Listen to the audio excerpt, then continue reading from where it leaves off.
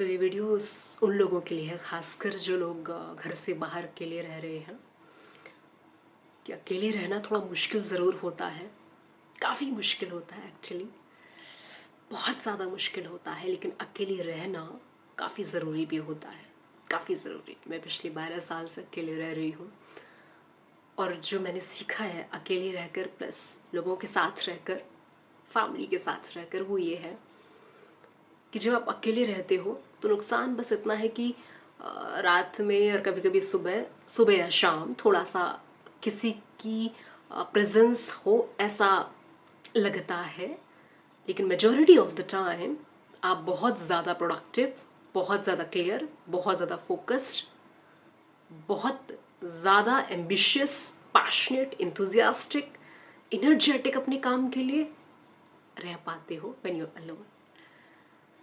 जब आप लोगों के साथ होते हो, फेस्टिवल्स पे घर आते हो, फैमिली के साथ होते हो, तो नेचुरली आपको अच्छा लग रहा होता है। हंसी खुशी मजाक, लोगों की प्रेजेंस, प्यार, आप इतने दिनों बाद मिलते हो, नेचुरली सब अच्छा लग रहा होता है।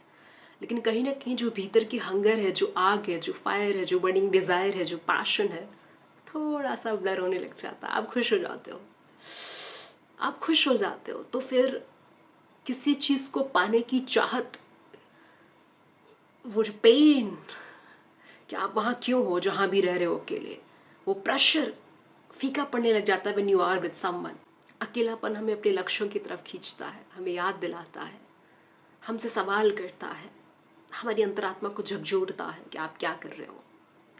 प्रति पल हम खुद से सवाल करते रहते हैं कि अब मैं क्या कर रही हूँ। जो टाइम वेस्ट करने जैसी चीज़ें होती हैं, सोशल मीडिया स्क्रॉलिंग करना, अननेसेसरी कंटेंट कंज्यूम करना, या फिर चिट चैट करना, गॉसिप्स करना, इन सारी चीज़ों में आप बिल्कुल भी नहीं उलझते हैं। आप प्रतिपल सजग रहते हो, खुद के प्रति ऑनेस्ट रहते हो, माइंडफुल रहते हो, मेडिटेशन वाले जोन में प्रतिपल रहते हो। आप करते नहीं हो मेडिटेशन, आप मेडिटेशन में होते हो व्हेन यू आर अलोन। तो मशक्क़त और मुश्किल या मसला अकेले होने का बस इतना ही है कि सुबह शाम थोड़ी तलब मचती है कि मम्मी हो, पापा हो, या फिर आपके लव्ड वंस हो। लेकिन कीमत बस इतनी है अपने लक्ष्यों को प्राप्त करने की कि वो सुबह और शाम आपको संभालना है। बाकी का जो वक्त है, जो आप प्रतिपल प्रोडक्टिव हो, जो ग्रोथ के लिए काम कर रहे हो, जो खुद को तराशने का काम कर रहे हो, जो इतना ज़्यादा फोकस्ड हो, वो एक सुकून देता है कि एटलीस्ट मैं मेरे जीवन को सार्थक बना रही हूँ।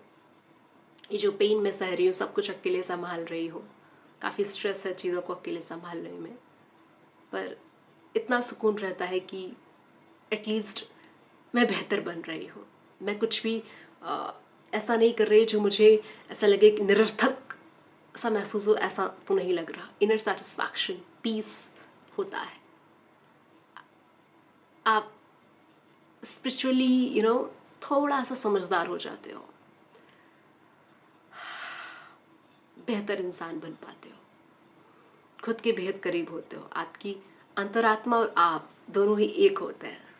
आपकी वैल्यूज़, आपके थॉट्स, आपके वर्ड्स सब एक ही दिशा में अलाइन हो रहे होते हैं।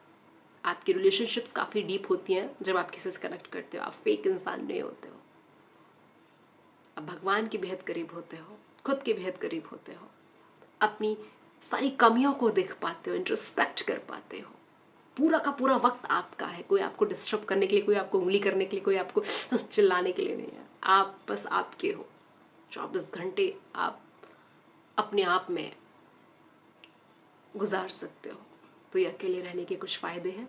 नुकसान बस इतना है कि कभी कभी तलब मचती है कि अपने साथ हो, कुछ खाना बना के दे दें, या फिर छोटी मोटी और भी चीज़ें। किसी को किसी की प्रेजेंस से जो खुशी मिलती है वो कभी कभी सेक्रीफाइस जैसी लगती है, पर वो सारी सेक्रीफाइसेस वर्थ होते हैं, काफ़ी वर्थ होता है। लेकिन वो वो सुबह शाम का जो पेन है वो आपको सहने की आदत डालनी होगी। अगर आप किसी मिशन के लिए निकले हैं, आपका एक विजन है लाइफ में, तो थोड़ा तो संघर्ष, थोड़ी तो कुर्बानी देनी पड़ेगी। लेकिन सब सार्थक रहेगा, अंत में सब सार्थक रहेगा, सारी मुश्किलें सार्थक रहेंगी।